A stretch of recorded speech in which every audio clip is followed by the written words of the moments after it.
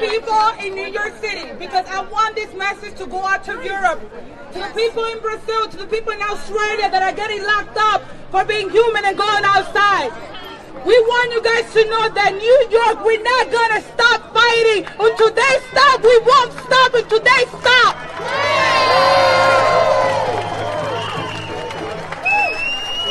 It has been an assault on our humanity. It has been an assault on our humanity, on our children. Okay, all three, whatever. It has been an assault on our humanity, on our children, on our jobs, on our education, on our economy, on our livelihoods, and more important, on our children. I am devastated to see that there are not more fathers and mothers fighting for their children. What's happening in the world has been a narcissistic relationship that we have had with our own government. They see themselves as God. They're abusing us, and the majority of the people believe that what's going on is for public health and safety. I have a news to deliver to you. This is the worst psychological operation in history.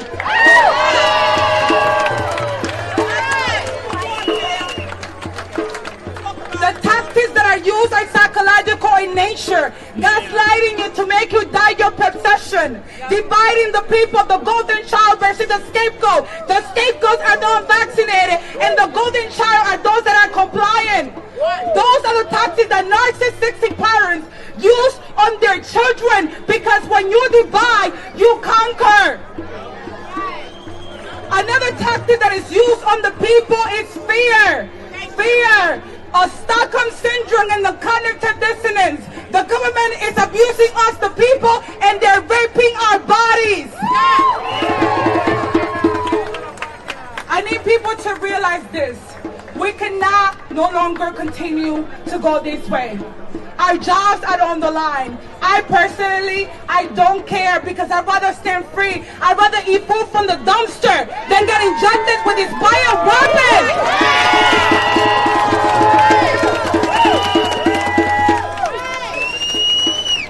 By God, who created us human, there's not one man, woman, or institution that has right over my body, over your body, over our DNA, your DNA, that of your children. You guys need to understand that this is an assault on our humanity. And if we don't have control over what we put into our bodies, we're nothing but slaves and cattle.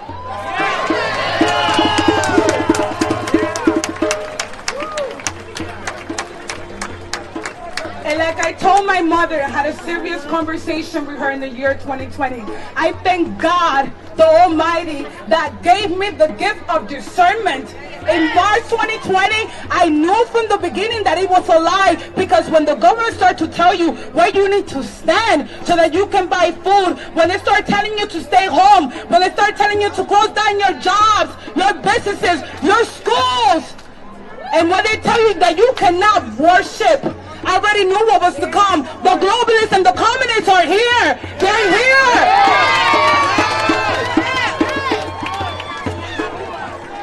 And I told my mother, that's why USA all day, every day. Because the world is expecting us to stand up and fight for them, because in this country forced, particularly New York, who was the face of this pandemic, because it's not a pandemic, there's no pandemic, it's a pandemic that was planted. It's a pandemic that was planted and organized by the bankers. These are the people that control the world, control our economy, control our politicians, control the school system, agriculture, the health department, and the entertainment industry. Everything has been compromised and infiltrated by the bankers. This is why I need people to stay away from politics. This is why I need people to stay away from politics. Okay? Because at the end of the day, the sitting presidents are nothing but puppets that are working for the globalists. They're not going to save us. We gotta save ourselves.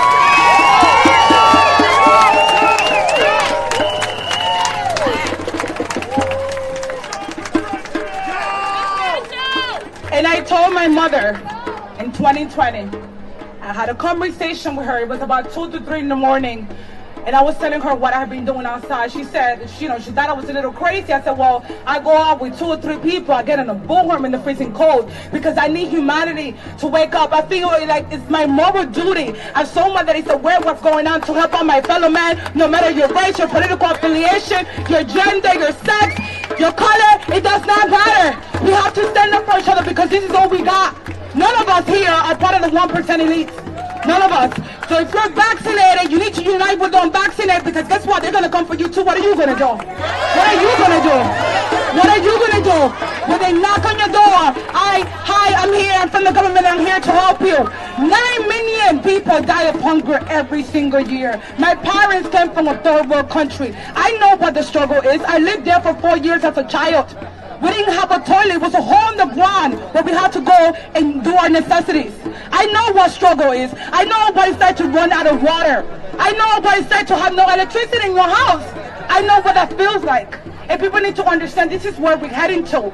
And they're not going to stop at nothing because their goal is to have us bow down. And I would never bow down to any globalist. If you're not God, I would not bow down to any man. I would not bow down to any man.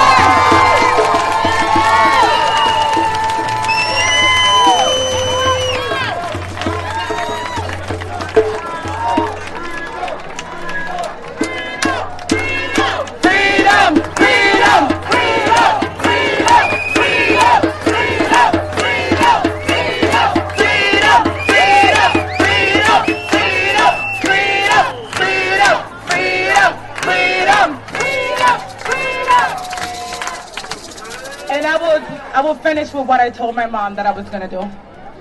I looked at her in the eye when I had that conversation with her. It was late. She listened to me. She actually, typically she tends to like interject in the conversation. This time she listened because she could tell that I was serious. I said to her, I am willing to die. I am willing to die because my freedom is more important than anything.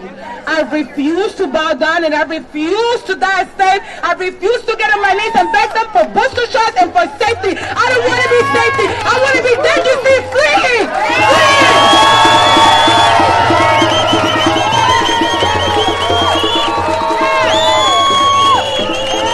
Those are my God-given rights. Like I said, no man or institution or woman or anybody.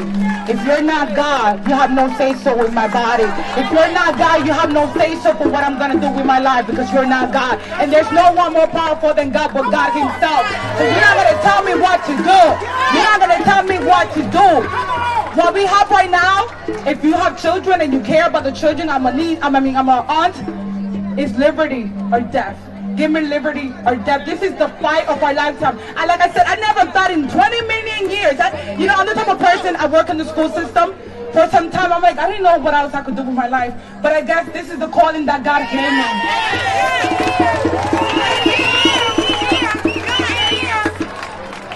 And so, I'm going to chant this.